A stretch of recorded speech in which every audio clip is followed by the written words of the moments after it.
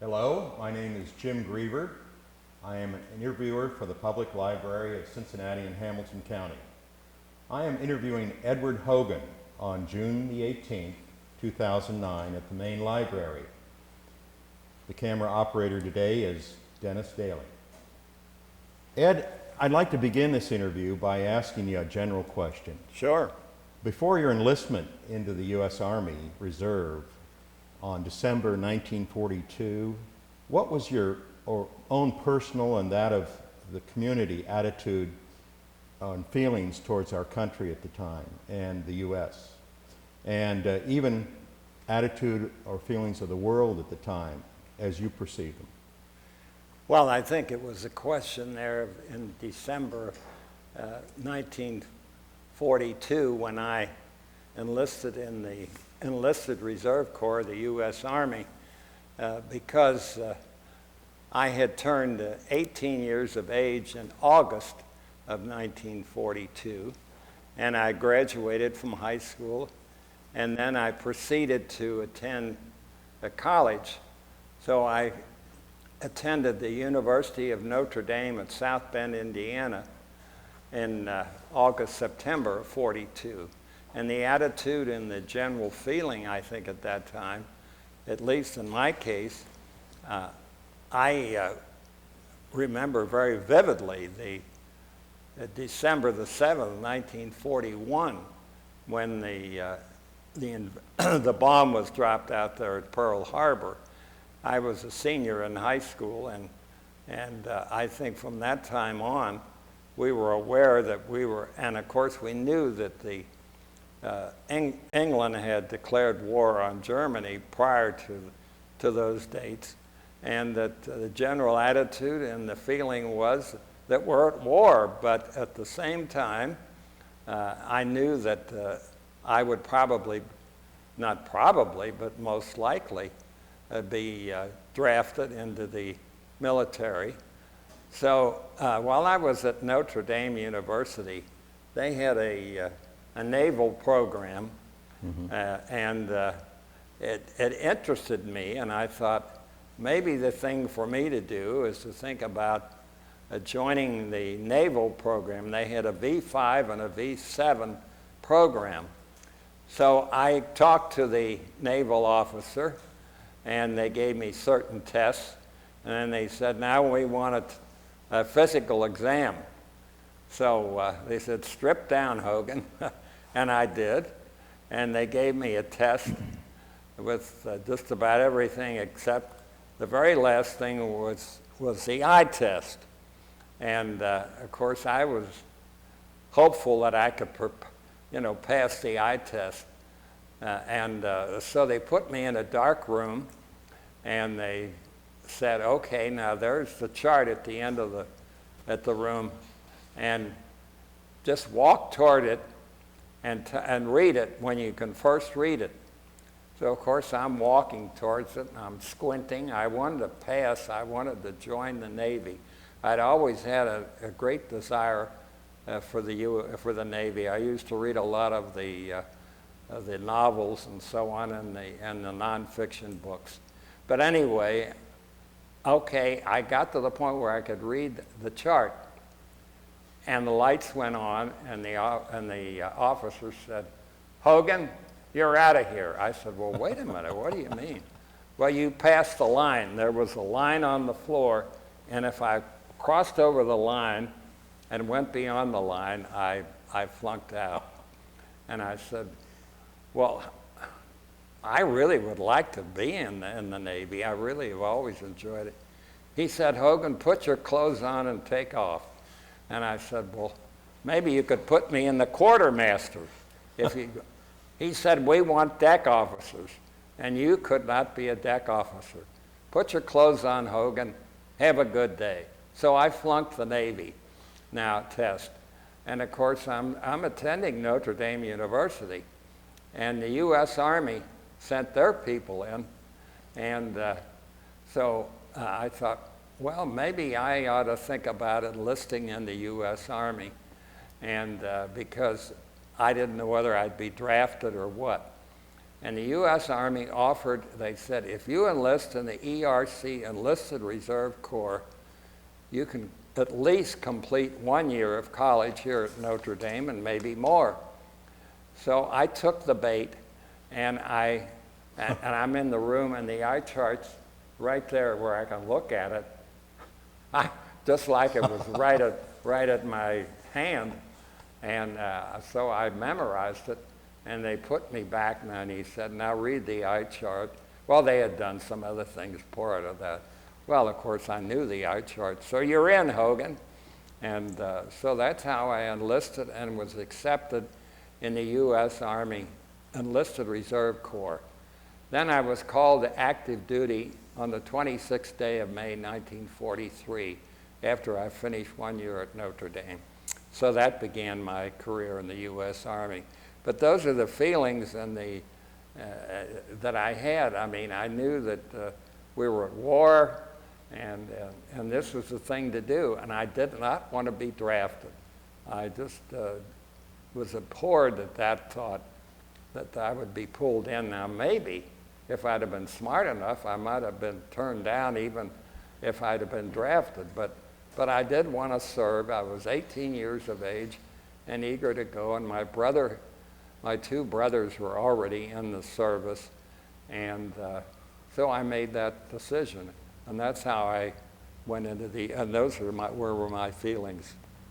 Incidentally, the Navy ROTC program at Notre Dame is currently the largest in the country. Yeah. So they've sustained that relationship over the years. Yeah. What were your brothers' names? I had my oldest brother's name, took my father's name. He was Thomas Hogan, Roman numeral 3. My dad was Thomas Hogan, Jr. My second brother was Robert G. Hogan, and he's 6 years older than I am. He was born in 1918, and Tom was born in 1915. That's the way I remember their age. And then I came along in 1924, and then my younger brother, J. Russell Hogan, was born in 1930, 6 years below me. So we were 6 years apart there for the three of them. And my father always kidded about that. He said, you know, we were in the Planned Parenthood league there. We had boys 6 years apart. But anyway, so those are their names.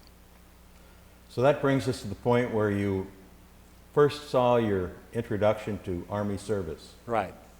Can you tell us about that?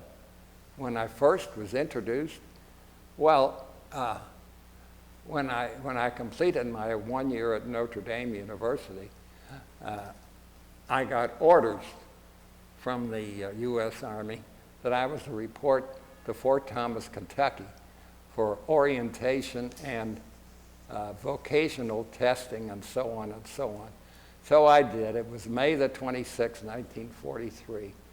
And I took the test, and the next thing I know, you know, we're there, and I would say within a day or two, I was told that they needed someone of my whatever the test showed, that I was maybe qualified to serve in the U.S. Signal Intelligence Corps. So that's what happened to me. I was shipped out of Fort Thomas, Kentucky, and sent to Camp Edison, New Jersey, at Seagirt, New Jersey, which is part of Fort Monmouth, New Jersey complex. And I took my basic training there and completed that. And then after that, I was assigned to Bent Hill Farms, which is a place outside of Washington, D.C., and it's part of the Signal Intelligence Complex, which was an underground headquarters, too, for the Signal Intelligence Corps in case Washington, D.C. was bombed out. So I spent time there and went to the cryptographic code school, and I was trained as a radio traffic analyst. And I spent a number of weeks or maybe even months there. And then in February of 1944, I was I had orders to go to the European Theater of Operations and report to the U.S. Army 12th Group in London, England, under the command of General Omar Bradley. And so I followed the orders, and I got on a fast ship in New York City and got on board and went past the Statue of Liberty, and a very emotional scene there, and waving, there were people that I guess they wave at almost any boat that goes by. And so then I was off in the sea, and the Mauritania was one of Her Majesty's better, faster ships. So it was not a convoy, but we would sail like this across the ocean. Zigzag pattern. Yeah, It's I known guess as- that's what they call it. Yeah. And it took us 5 days, and we landed at Liverpool, England, and we went in the harbor at Liverpool, and we were supposed to get off the ship right then, but we were held up because the Germans had been coming over and bombing Liverpool. So we stayed aboard the ship for 2 days, and then finally we got off. And from there, I went to Birmingham, England, and I spent some time there waiting to get to London. And then eventually I did get to London, and I had, as my pictures will show, I was billeted in a place on Green Street in downtown London, which was near Park Lane and near Hyde Park, downtown London. If you have any familiarity with London, that'll tell you about where I was, not far from Oxford Street, too. Anyway, I got there, and I was assigned to the cryptography school, and I studied there for the ensuing months, and it gave me some free time on the weekends, and I spent a lot of time walking around London and enjoying some of the suburban life of London. And I think probably I walked about every place there was in downtown London. Piccadilly Square is the most heard of place, I guess. And then, of course, St. Paul's Cathedral and so on. And then there was a place called Richmond, which was a suburb of London, and that had canoes and boats, and we would often go out there on the weekends and just spend the day and get in a canoe or a boat and navigate the Thames River, which of course flows through England and through London.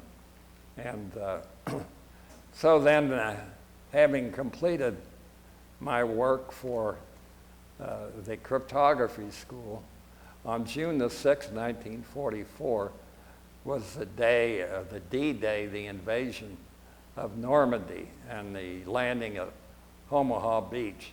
Now, I did not go in on D-Day. I went in after D-Day because we were part of a Signal Security Detachment D, which was a group of men whose job was, as I said before, to interpret the radio messages that the Germans and the Nazis were sending. And we were also schooled in the art of trying to decipher in the cryptographic code. So that's why we weren't up on the front line. And after the U.S. and the Allied troops had secured Omaha Beach and the area on the top of the hill, St. Lo, and some of those villages whose names I can't recall, that they were safe enough for us to go. But we took a ship from Southampton, England, and then got on an LSI, a landing craft, and we had to wade in the water carrying our supply and our weapons overhead. And we got to the beach, and then we had to climb the hill. Now, that was D-Day plus so many days. Yeah, D-Day plus, I'd say about 2 to 3 weeks, because the Germans were still holding some of those places on top of the hill, and we couldn't go in unless it was secure. So that would have brought us into about July, August of 1944, and so there. It was getting close to my birthday celebration. So on August the 19th, we had camped in a place on top of the hill in Normandy, France, and I was able to trade some, we could get chocolate and cigarettes, and the French people loved those, so we would often trade those items for either food items or awful wine or champagne, and it was usually awful stuff, but we drank it anyway. And so on my 20th birthday, why we celebrated with champagne. So but we were within artillery fire, and we were sleeping in tents. I mean, we had to pitch our own tents. And so that's the life we were leading. And from there, we went across Normandy and on various and sundry stops as the Germans were retreating back, and until we got up into northern France. And that was, by the way, I did earn 5 battle stars, one of which was Normandy, another was North France, and the 3rd battle star was in the Adriens. I don't know how to pronounce that, but that was the area where the city of Luxembourg was located. So we went into Luxembourg, and then from there, that's a country and a beautiful city. It's a very old city, and it turns out my wife and I revisited, and we found the family that I had befriended in my military days. So that was kind of an emotional and dramatic experience. And after Luxembourg, we went north into Belgium, past Bastogne, Belgium, where there was a very fierce battle fought, and up into Namur, Belgium. And then from there, we went east and crossed over the German line and went into Germany. And then the next battle star that I won, the 4th battle star, was called the Battle of Rhineland.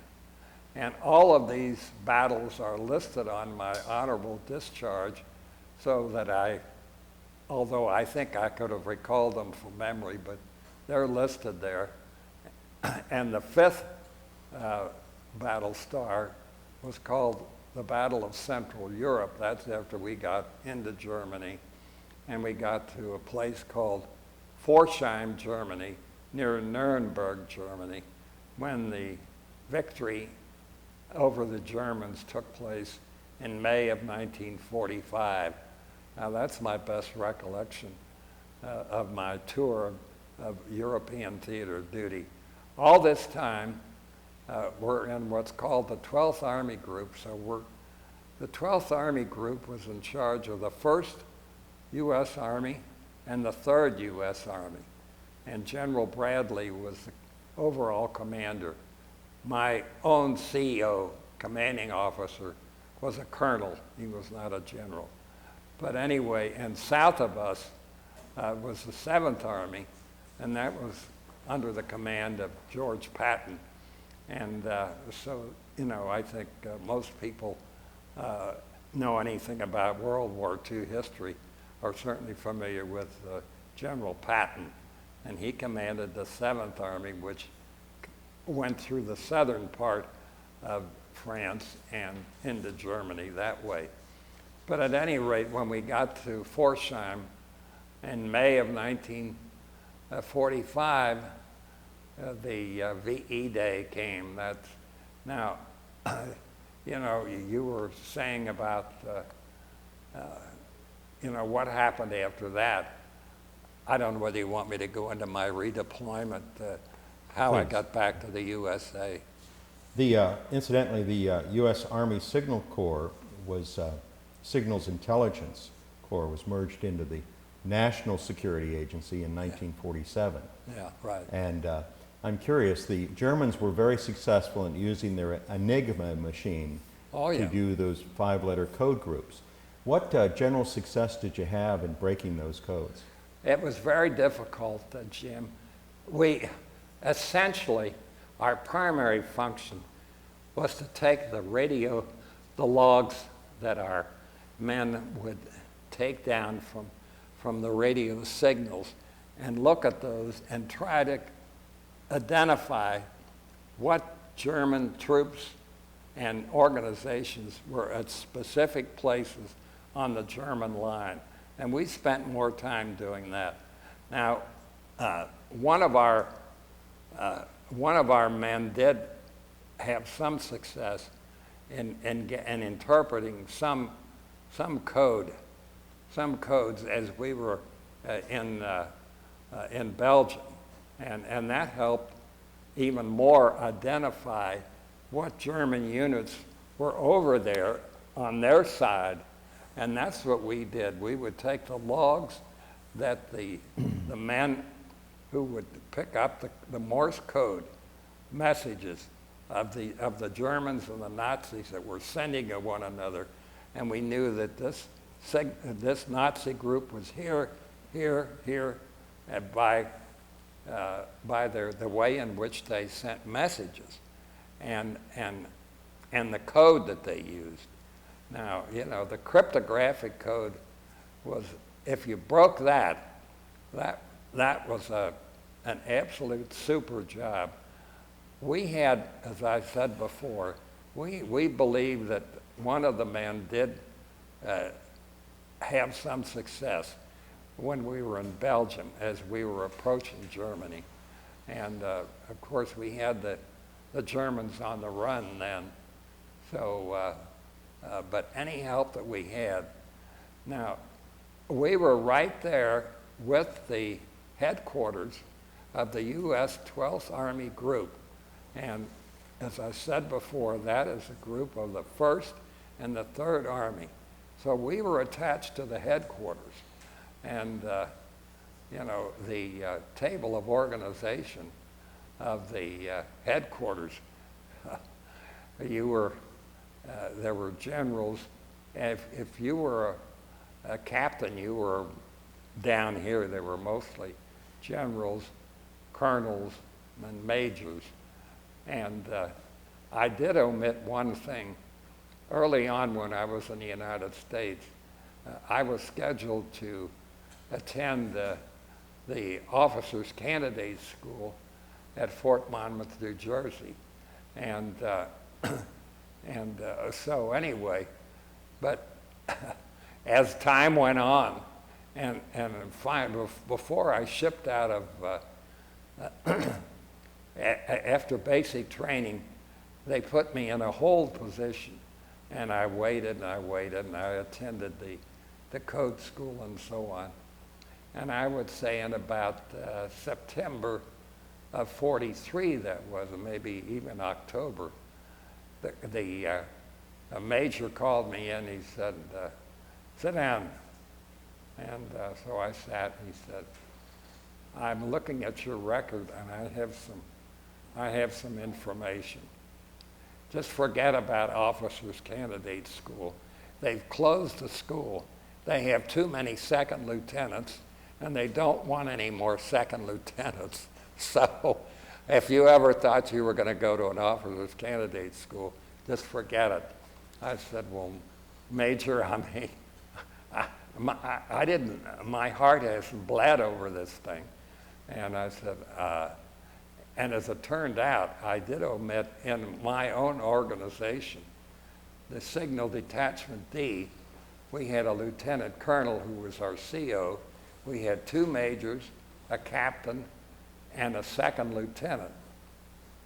And I can only tell you, I can tell you very clearly that our second lieutenant was absolutely DIRT among those other officers.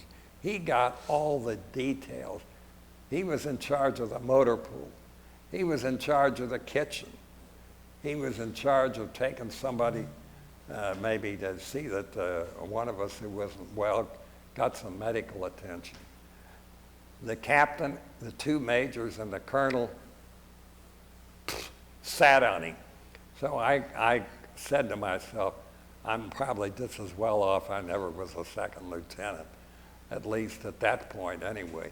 And he was a decent guy. He was a nice guy, but he sure got the CRAP of the organization. So that's, I had failed to mention that earlier. But anyway, it brings me to the E-Day, and then I was redeployed eventually and got back to the United States. Is that enough? How did the news about victory in Europe first come to you? Can you describe that incident or event? I mean, of course, we had the Germans on the run, and we were driving them farther east all the time. And as we were hopeful that the thing was going to come to an end, and of course the time was running out on them, and the news wasn't all that stark because we had been expecting it. We could see that we had them on the run and that they were not responding. Now, when I said before we were not up on the front line, but we were within artillery range. So there were times that we had to miss a couple of artillery shells. And when those stopped, of course, that gave us an idea that we had the Germans on the run. So we felt that the time was coming, but it wasn't until we really knew for sure that our colonel, our CO, announced to us all that they felt that the victory was secure now in Europe, and that they were turning their attention to the war in Japan. And so that's how it came about. It was not a total surprise, but it was certainly a welcome ending after all those days that we spent anticipating that this day would happen. So I was in Germany in a place near Nuremberg, Germany, called Forchheim, in the Rhineland.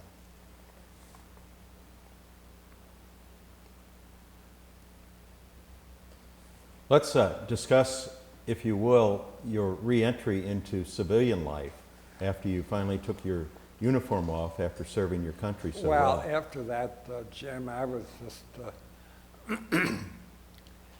just so happy to get back. But, before I shipped out of Southampton, England, I came back on the Queen Mary.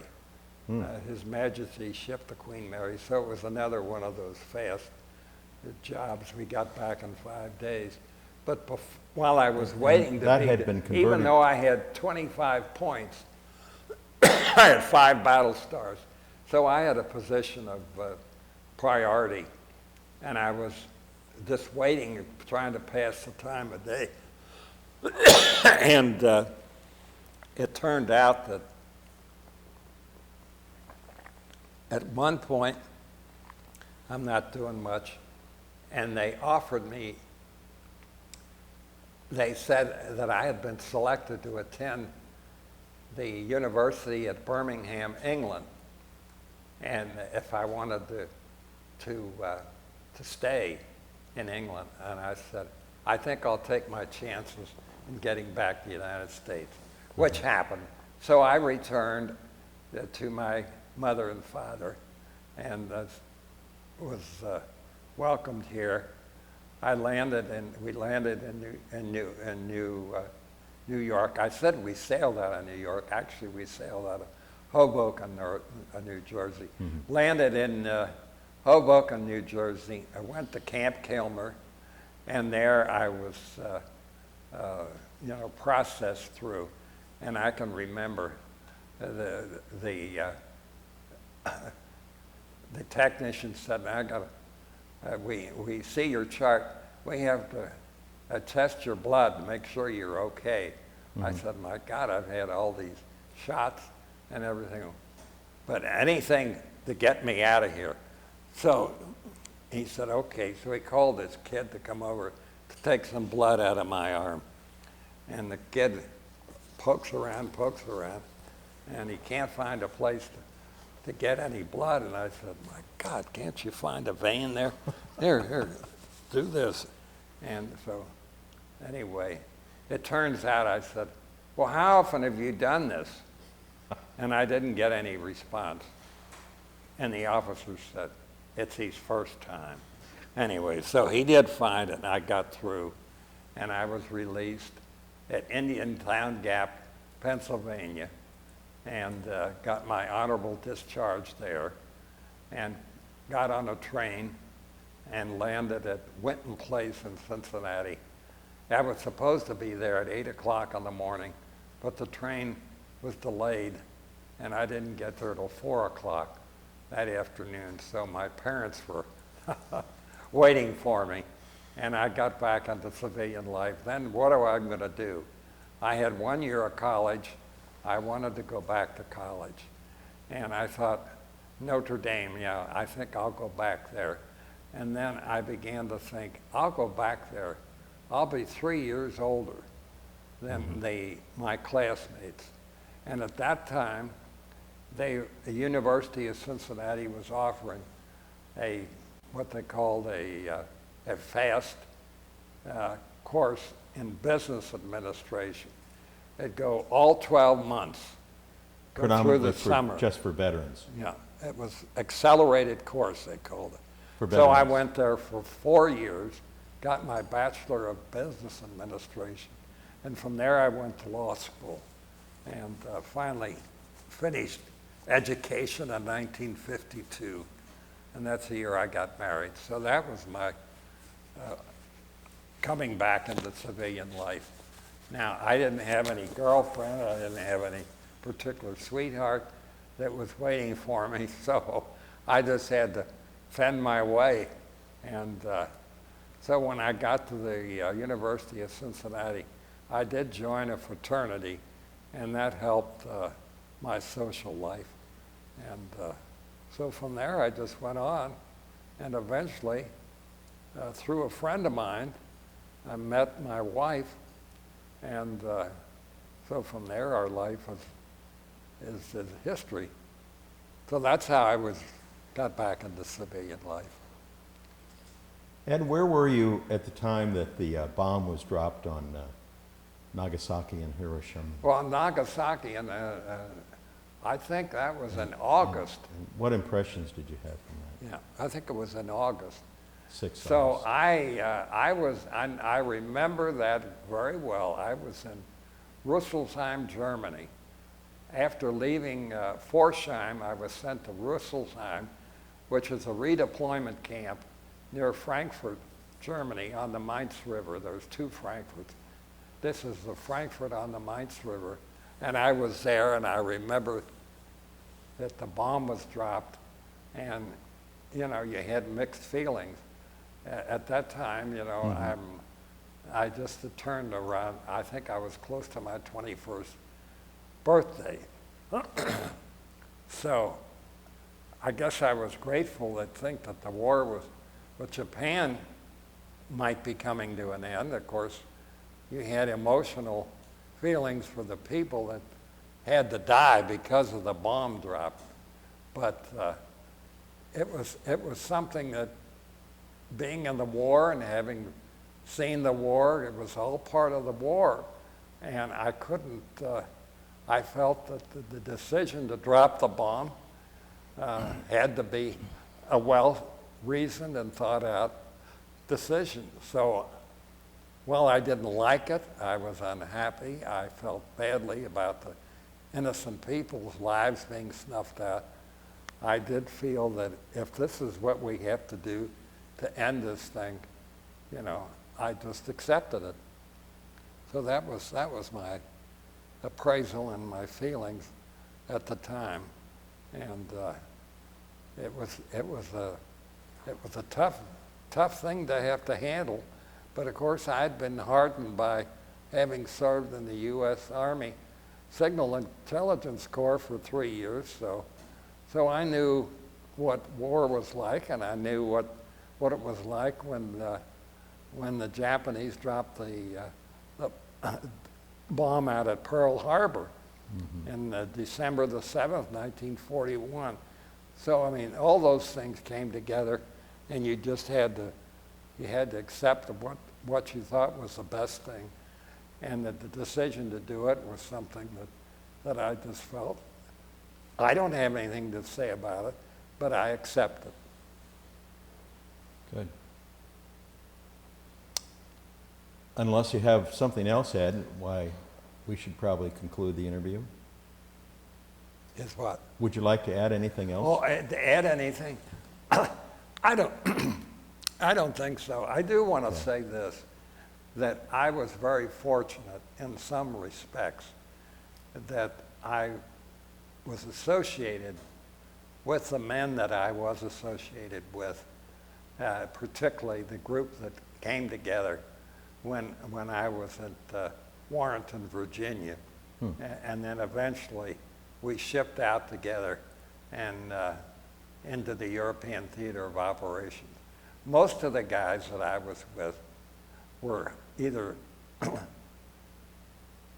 doing what I had just done, had some college education, or had some business experience. But I would say most of the men were in their middle and late 20s. We might have had one or two guys that were 30 or so. And they were all very congenial. And as it turned out, I do have to tell you this one story. One of the men was from the state of Vermont. Now, at that time, the state of Vermont, it's not the same as it is today. It was a very conservative, extremely ultra-conservative state. And he wasn't real sure exactly. Cincinnati, Ohio. I said, yes, that's where I'm from. And he said, well, I guess that's in the USA. He was serious. He was serious, dead serious. And I did find that not only did he think that, but some of the men from New Jersey, New York, thought that anything west of the Hudson River that you weren't worth much. And I kid you not, you might say, oh, they were pulling my leg. They were not pulling my leg. They were dead serious. Now, I did befriend a man from Louisville, Kentucky, so we shared some identity in that respect, some Midwestern identity. Yeah, environmental. Geographic. Yeah, and so that we got along together. But some of the people from the Northeast were very, very opinionated and just not up with it. And when I told them where Cincinnati was, I said, it's across the Ohio River and Kentucky's on the other side. Well, that just blew a bombshell. Kentucky. They thought Kentucky was out in the real boonies. And so those were some of the little features that did occur. But generally speaking, I was very happy with the men that I was identified with. And one of my close friends, Fran Cohn, who I kept up with after we both left the service, was from Milwaukee. He was studying for his PhD at Marquette University when he was called in. And Fran and I had developed a friendship. And I want to tell you, to this day, I still hear from his widow, because Fran died maybe 10 years ago. And Margie, his widow, and Fran had I think something like 6 boys, no girls, 6 boys. And Margie keeps up with her boys, and she writes a letter every year at the end of the year, and I get a copy. So we maintain that friendship. And he and the two of them did stop at our house one time while Fran was still alive. So some of the friendships there were lasting friendships. And I was very fortunate because I could have done what a friend of mine did. A friend of mine got in the Signal Corps, and he became a lineman. Mm-hmm. He used to string the lines. Now I'm going to tell you one true story that reminds me. The major called me in one day when we were over in training, and he said, "Hogan, it so happens that we need some linemen, and you're a tall, skinny guy. I think you would be great to climb the poles up there and string the lines." And I thought, I think I'm happier where I am in cryptography school. He said, "I'm going to put you down. I said, "Major, forget it." I said, "I have dizzy spells when I climb up like this, and I wouldn't want to get up there and drop the line and fall and so on." He said, "You have dizzy spells?" I said, "Yes, mate, but they didn't discharge me, or they didn't throw me out of the medical test or anything, but I do have it." "Well, then we'll just forget it." So that was one time. I think I had to kind of fib my way. Weren't the linemen the first men to be shot by German snipers? Oh, sure, they're up there on a pole. The mortality rate was probably over 50%. Well, that's right. Those were exciting times. Exciting times for linemen, but not for me. I just wasn't that type. That's why, at least I was able to convince the major of that anyway. And he said, "Okay, well, we'll forget that." And I said, "Thank you very much." Oh, I got out of there in a hurry. When you got home, Ed, did your brothers all arrive about the same time back home in Cincinnati? Well, no. Tom came not long after. He might have even gotten here before I did. My brother Bob he was in the 69th Division in the European theater. And he worked with General Mark Clark. And General Clark assigned him to a place in Austria. So Bob didn't get home, and I got home in December of 45, and Bob didn't get home until, I think it was March or April of 46. Because I remember going to Camp Atterbury, Indiana, to pick up Bob. So he came later. And then my brother, my younger brother, was in the Air Force ROTC, so he came along later. And he went to Alaska. That's where he did his service.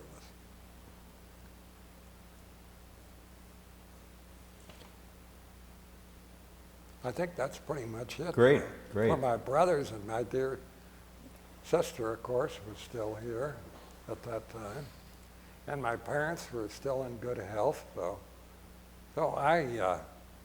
I got back into civilian life, and I was very grateful that I was able to do what I did and was able to get home and get myself back into complete my college education and my graduate school education.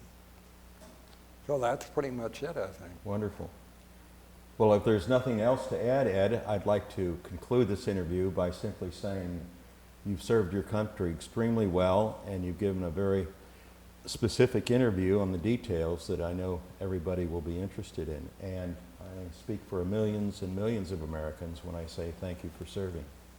Well, I might add that I did prepare a binder here with some pictures and some explanations of the pictures.